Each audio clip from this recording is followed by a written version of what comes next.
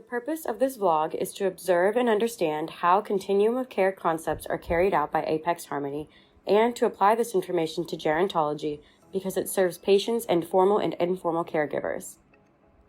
Horizontal integration refers to the collaboration and coordination of services and interventions across different domains or disciplines.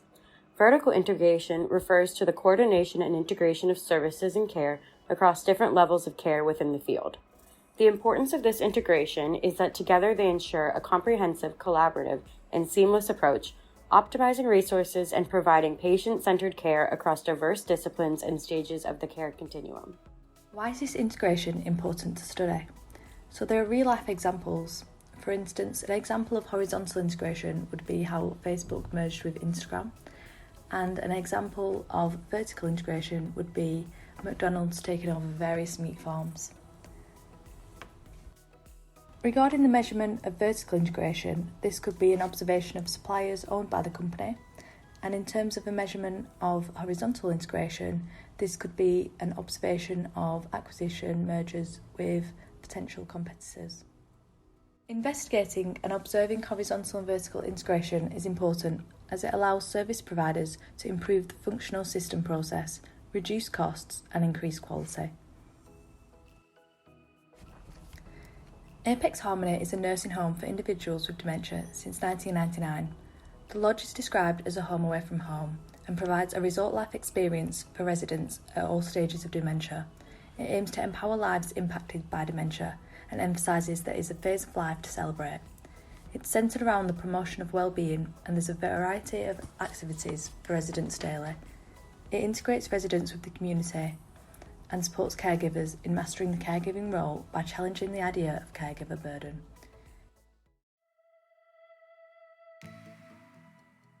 Neither Amber or I had many prior expectations because of our minimal experiences with nursing homes.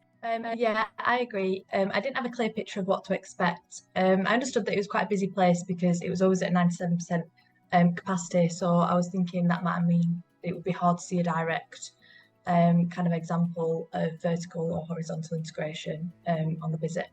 Okay, so I do have a bit of experience with nursing homes. My personal experience comes from my grandfather's time at Renci Community Home, where he was referred to by AIC, or what's known as the Agency of Integrated Care. He was referred to from Tan Tock Seng Hospital. I saw how a healthcare institution worked with a social service agency to transition him into longer-term residential care.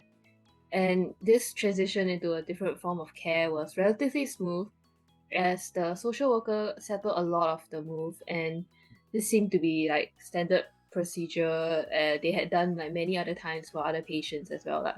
So because of this, I kind of expected the same vertical integration arrangement with Apex Harmony, where they worked with an external agency to facilitate transitions from other healthcare institutions.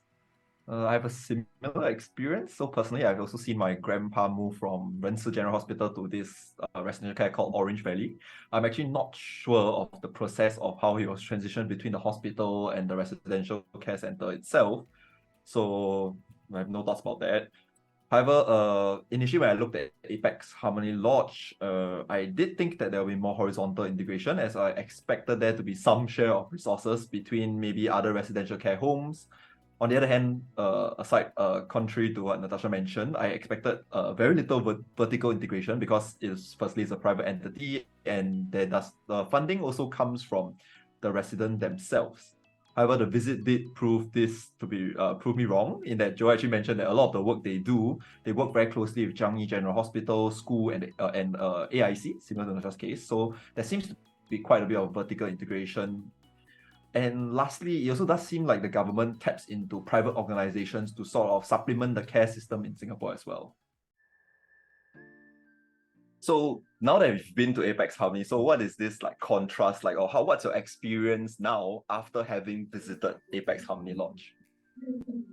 Okay, I feel like when I was there at Apex Harmony, the one thing I really noticed, the main difference is that I think Apex Harmony is a lot more scheduled.